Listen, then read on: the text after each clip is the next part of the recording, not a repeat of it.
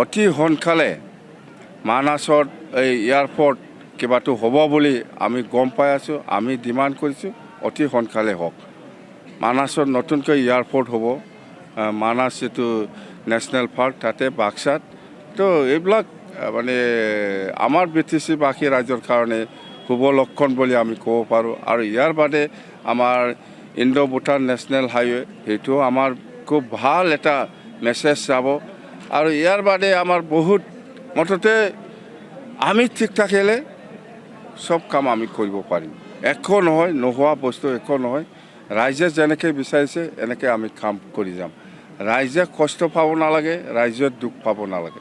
এনেকুৱা সকলো শ্ৰেণী সকলো ধৰ্মীয় লোকসকলক আমি সন্মান দি পেলাই আমি কাম কৰি যাম বাছ। অতি সোনকালে মানাসত এই এয়াৰপৰ্ট কিবাটো হ'ব বুলি আমি গম পাই আছোঁ। আমি ডিমাণ্ড কৰিছোঁ অতি সোনকালে হওক।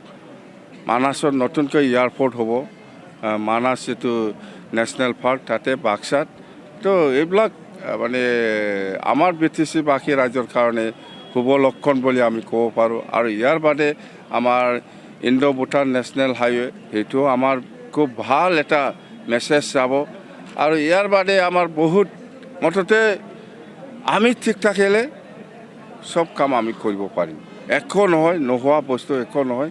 ৰাইজে যেনেকৈ বিচাৰিছে এনেকৈ আমি কাম কৰি যাম। ৰাইজে কষ্ট পাব নালাগে, ৰাইজে দুখ পাব নালাগে।